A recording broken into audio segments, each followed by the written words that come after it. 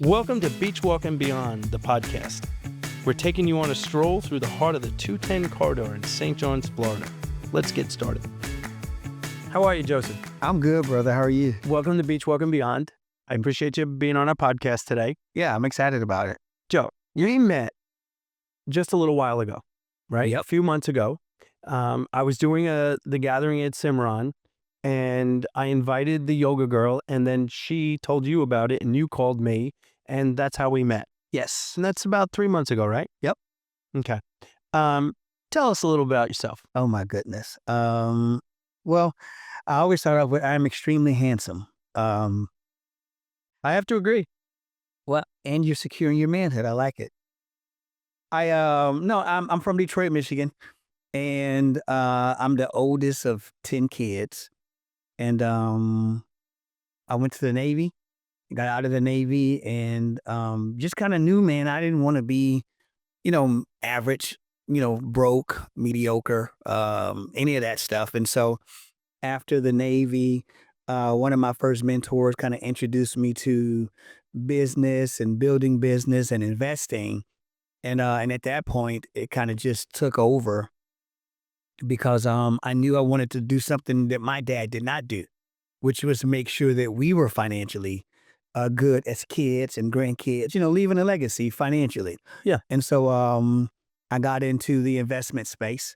A mentor of mine was going into a large hedge fund. I didn't have but $5,000 to let me put my money with his. And I was getting 1%, 2% a month. And at that point, I knew I want to do this, but I want to create something that everybody can participate in. And the name of your business now? Cornerstone Group Financial. Cornerstone Group Financial. Yeah. And what is it exactly? It's a small private equity company. We own several businesses in the area: Orange Park, St. Johns County, Duval County. We have semi-trucks that are on the road. We have options and futures accounts, real estate, and we do some lending as well. And we pay to our investors and partners 20% over 12 months. Sounds great. Yeah, it is. And you brought that business here, or you started? I started it here. You started. I got out of the Navy in Jacksonville, went back to Detroit, and worked in the plant. In Detroit, Chrysler, GM, that's what you do. Right. And so I was at Chrysler for a year. So I came back here right after 9/11. And so I did that. And one day I was in the car, coveralls on, work boots on, headed to the plant. In the car, I decided, I think I'm gonna move to Florida. So when I got there, I went inside and they were like, Tolbert, you're on this assembly line, line number 1, whatever. And I was like, hold on now, do we have a plant in Jacksonville, Florida? And they were like, no. I said, well, I quit. I'm moving to Florida. And I just went back home, packed up a Ford Probe. Remember those? Yeah. A 27-inch TV with the big fat window, 2 garbage bags full of clothes, and I bought a trailer with hose in the floor and hose in the roof. This was in 01. 01. Yeah, and so that's how I got here. And the first job I got here was Keith Pearson Toyota, detailing cars, and I got fired. Wow. So anyways, that was the start of Years later, now you're at St. John's Beachwalk. Yeah.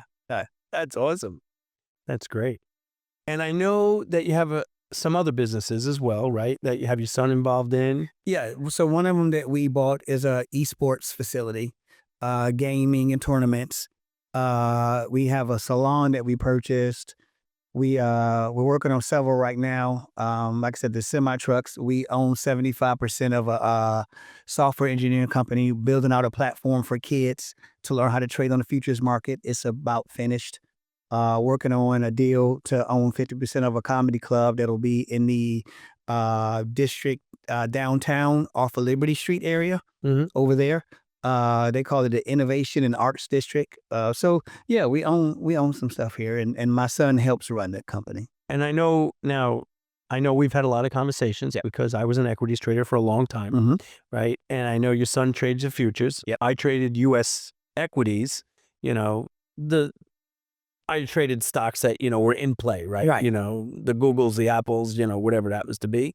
But I know all about the futures. I was a technical trader. Okay. Now, your son, he's trading technically as well, correct? Yeah. Yeah. Right? And only futures. Only futures though. Yeah. And he's teaching it as well. And he's teaching it as well. Yeah. So tell us a little bit about that program. Well, I think we charge like $170 a month.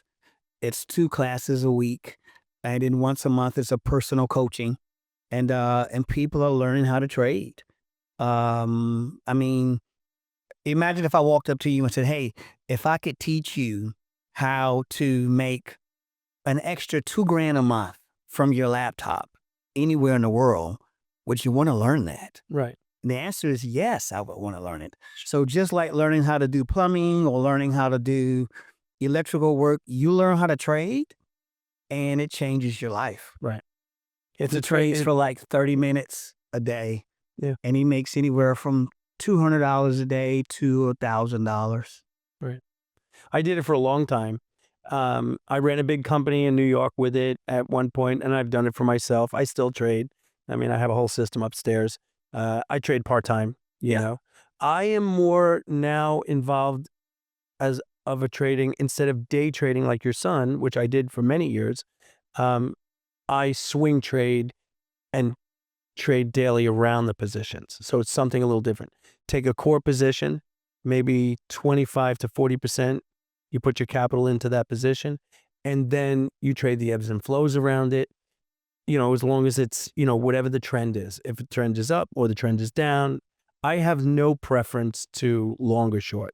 I mean, obviously, we've been in a bear market. I mean, in a bull market, and everyone keeps looking for the bear market. And every time they think the bear market shows up, it's just a mild correction. Right. Right. Until you get that true change of guard, Correct. where you get the double top, triple top on lighter volume, things of those nature. That's when you change your guard. But other than that, you do what works and you watch. And it's really about patience. Right. Yeah. Yeah, it is. And even watching him trade, there's a book called Trading in the Zone. Yeah. Incredible book. I know the book well. I tell people if you're going to, anybody who takes the class, we make them read that book. That's their book they have to go buy. Yeah. And, but it talks more about mindset than it does actual trading. And people don't understand that. 90% of all retail traders fail. Right. And so teaching him, you're not gambling, you're strategic in your efforts. And if you make $1,000 on Monday, you don't try to beat it on Tuesday. Right. I said, so, I used to play checkers with my dad, right? Yeah. And I spent all of my time trying not to lose. He's moving. I'm just trying not to lose. Never trying to win, just trying not to lose. Right. Well, that doesn't work. You're always going to keep losing if you're never trying to win. However, I taught him in trading, I said the goal is not to win. It's to not lose what you made yesterday. So if you made $1,000 on Monday, when you trade on Tuesday, you're not trying to outdo yourself. You're not trying to compete with yesterday. The goal in trading on Tuesday is don't lose what I made on Monday. And I said, if you can't do that securely, then just walk away for the day. Right. And wait till Wednesday. You know what I mean? And so once he got hold of that concept, I'm not trying to lose what I made yesterday. That's the focus of my trading today. And I told him, and then I said, now show yourself you can win 30 days in a row. I don't care if it's $25. Show yourself you can win 30 days in a row. No home runs, all base hits, get in, get out, make your money and be done. Right. And he's been doing that. He won 30 days in a row. So his confidence, he knows he can do it. And so I said, your $1,000 days, they're going to come. That's not your goal. Your goal is don't lose what I made yesterday. Right. And so sometimes I'll ask him, what did you win today? He'll say, yeah, $50, only $50. I said, you can't say only $50 when it only took you 15 minutes to do it from your laptop. Right. So don't see it that way. I won today. And he's doing great now. So I'm excited about him, what he's doing. I love hearing the mentorship in it because I have 20 years experience in this plus, right? 20 plus years, I guess 25. I started in 1999. I started at the top of the market, right? And we went into a bear market. So I learned the hard way. The trading though, right? I always said it's a mirror image of yourself, right? Yep. And so the book that you mentioned is so great because it's all about the psychology, the emotions, and things like that. And 90% of retail traders lose because they have a gambling mentality. Yep. Absolutely. And you just put it in a different framework, right? You've gave it some rules. What changed my trading career is something similar to that you did to your son. You said 30 days. I had a mentor said, I don't think you could make money every day for a month. Show me. And there's 20 trading days in the month. So I looked at him and I was like, are you kidding me? Right.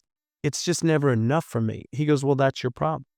You're coming from the gambler's mentality. And he said, and I just want to see if you could have discipline. So I thought about it, and I was going home, and I was like, there's no way I can't do that. And it really came down to what you said. I would be green every morning, but I would keep pushing the envelope and turn it red. So I made this decision. I started the new month. I walked in. I said, okay, I kid you not. I made $535. I'll never forget it. I made $535 in 7 minutes. And I was starting to look like, oh, okay, I can do more. I got to do it. And I said, wait a minute. No, I had to turn the computer off. You have to.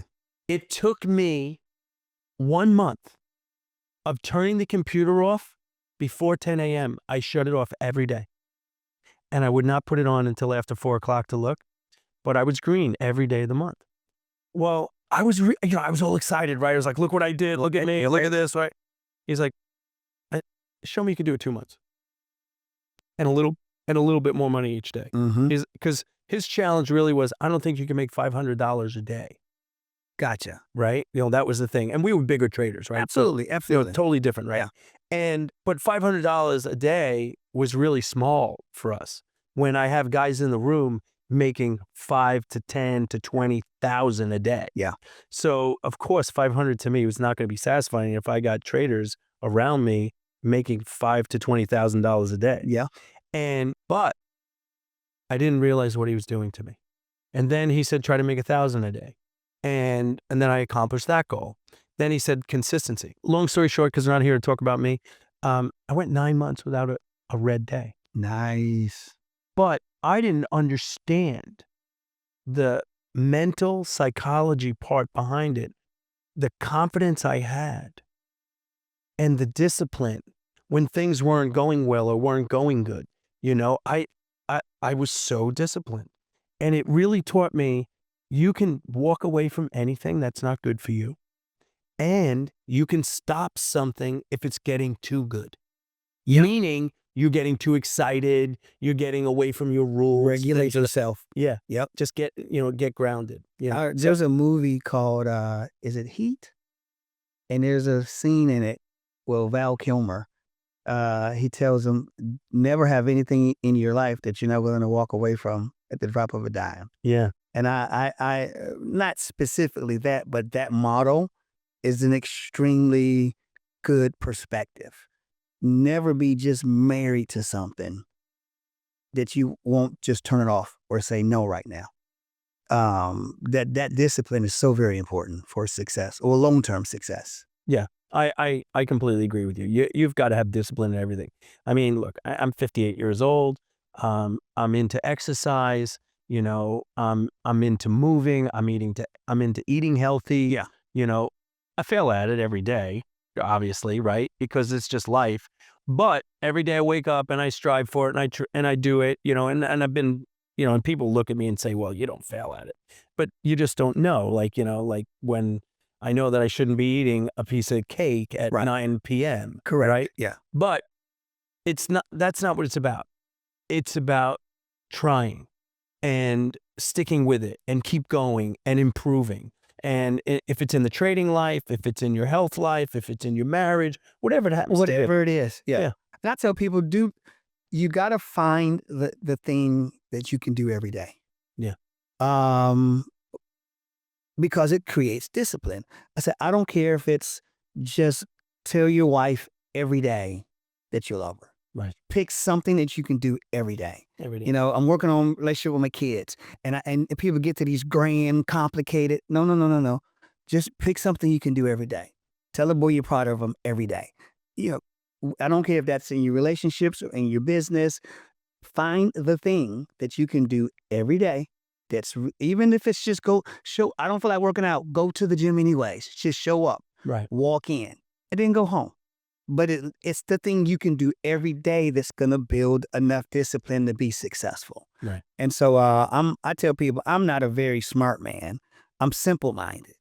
And the simplicity says, look around my life, find those small things that I can do every day and continue to do those things every day, and they will produce fruit that lasts. Right. That's great. Now, I know you've written some books, Yeah. right? Now, I believe the books were more, for yourself, right? To get them out there and, Yes. and try to help people, right? Because you have a whole philosophy about your mediocre self. Yeah, man. We have a podcast that you were on our podcast called the Anti-Mediocre Podcast. And people are so quick to just accept average. And to be anything but average. And when you meet somebody and you ask them questions like, what in your life do you do that's top notch and better than everybody else? And most people's answer is nothing. Right. Okay, but what are you working on then to be top notch and at the top of your game at it? Nothing. Not even being a mom, like a husband, like nothing. Like when I think about being a dad, my goal is to be top notch, an amazing father. Like I am specifically and intentionally every day working to be the best father that could ever exist.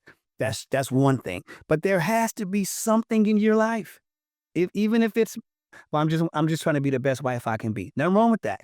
What are you doing? And when people say I'm working on it, I say, no, you're not. Be specific.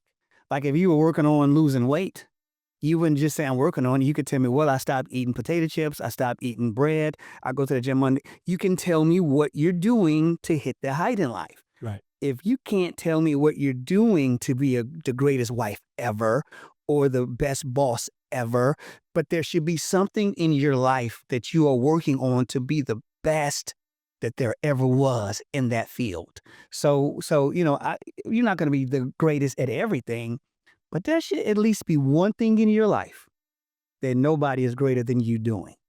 And I think that's where we fail in our acceptance of average and mediocre. Is I want to be great. We got one life to live. I want to be great at it. I want to look my best. I want to age better than any. I'm 50. I'll be 51 this year. And people You look great.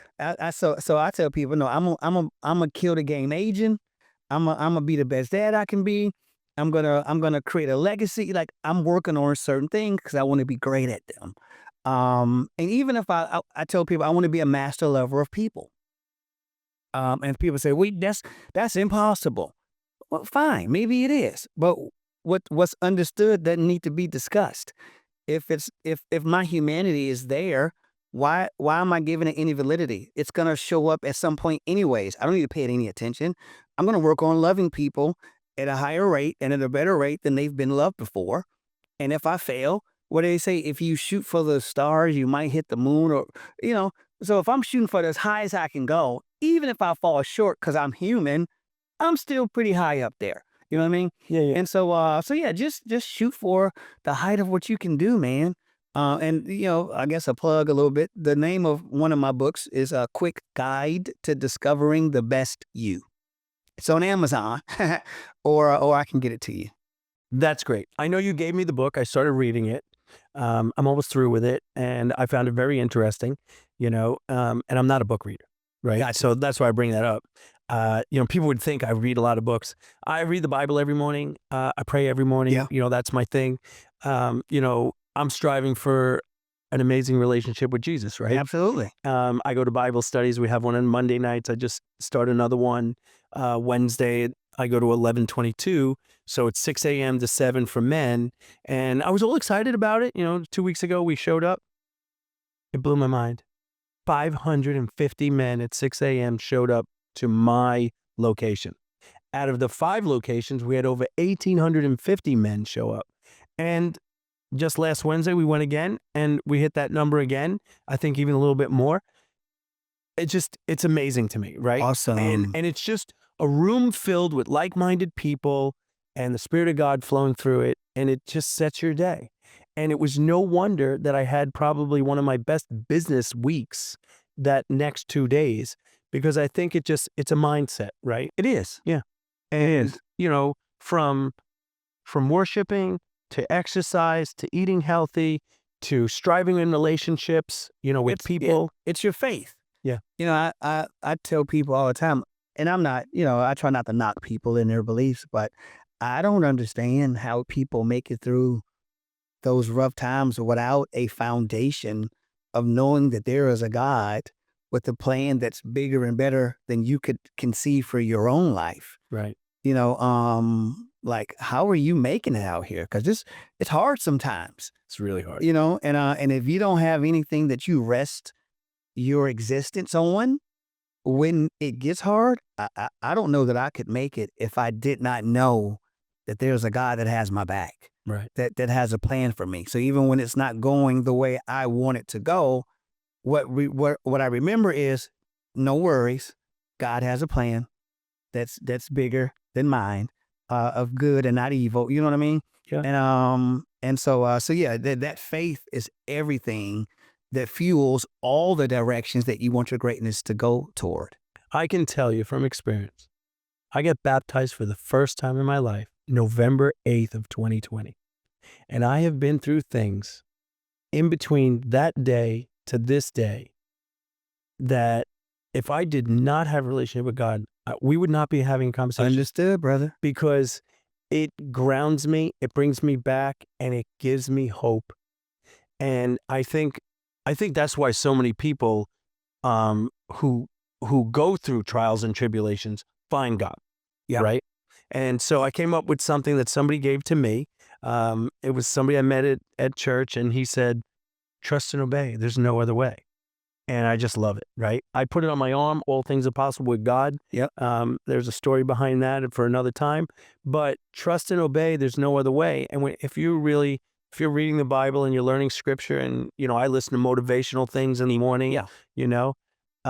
My next journey is fully trusting God, because, like you just said, right? He's got a plan far better for me than I could imagine.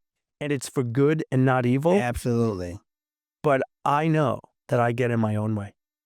Yeah. And I think the average person gets in their own way. The average person does. Yeah. And I think it's all about learning. And, I try to look at things and self-evaluate, right? And not go into denial, right? And I think if you have that perspective, you can grow. Think about it. You just told us how you one day went into the plant and decided in Michigan, I'm going to move to Florida. Do we have a plant there? No. Okay, thank you. And you left. You made a decision. Yep. You acted on it because you wanted a better and changed life. That's all you knew. That's all I knew at that point. Yeah. And you came here and you got a new And trust in God, I only knew one person. Yeah. I knocked on his door at 10 p.m. I don't even know how I remember where he lived. I knocked on his doors in a trailer park. And I said, "Hey, remember me? I'm Joseph. I moved back here. Can I stay with you?" And he was like, "You can't stay with me," because he had kids and a family and a wife. So he walked me next door and knocked on the door, a guy named Andre, and said, "This is JT. He just moved here. Let him stay with you." And that's how I got my start. They let me stay with him. Yeah. See? So just trusting and having faith that it's going to be all right. That's it. You got to trust and have faith. That's it. I love it. That's so good. Oh my God. You know what? I tip my hat to you. That's just amazing. What else you want to share? Tell me something more, because I know you got a lot of things going on. Man, that's it. Just want to be a blessing to the community, want to help folks.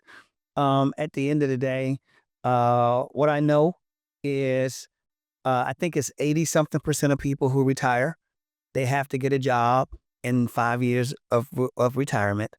They don't have money making money for them. They live lifestyles that they can't really afford because debt allows them to do that, versus taking some of that debt and using it to earn money with.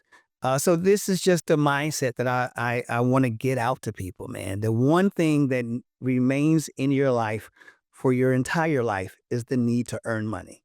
Right. Husbands and wives come and go, unfortunately. Kids leave, jobs come and go, people change churches, you move from one house to the next house. You know what never stops? The fact that you need money to eat and to have medicine, you know what I mean? Yeah. And so if the need for money is the one constant in your life, nobody's teaching people how to constantly have money in their life. And so that's what fuels my passion for investing and learning and financial education beyond simple budgeting. I know a lot of people who budget very well, down to the penny, and they're still broke and they're still tied to, I tell people money talks to you. And they're like, no, it only talks to those rich people. No, it talks to you too, because it tells you, hey, Fred, you can't get sick. I know you don't feel good, but you better go to work anyways, because, hey, that light bill's coming up. You can't take off. I know your wife's had a rough go at it and her mom passed and you need to take some time off to spend with her, but you can't do that. So money's talking to everybody. Right. And it'll tell you what to do or you're going to tell it what to do. And so what I wanted to show people is make a decision to tell your money what to do. If somebody want to get in touch with you, how do they do that? I'm simple and basic. You can call me at 904-554-0946. I've had that same number for, 13, 14 years. You can look me up on Facebook, Joseph Tolbert Jr. The website to our finance company is thecornerstonecontract.com. And our email address is csginfo@mail.com. But more than anything, shoot me a text, give me a call. It's all good. 904-554-0946. Hey, Joseph, I want to thank you for being on our podcast today. I really appreciate you as a person and a friend, and I look forward to spending more time with you. Indeed. Thank you, man. I had a great time. God bless. Hey, thank you once again, everybody. If you're a small business or a resident and you have a story to share and you're from our local 210 corridor, you can reach me at fred.amato@strollmag.com. We'd love to hear your story. Have a great day.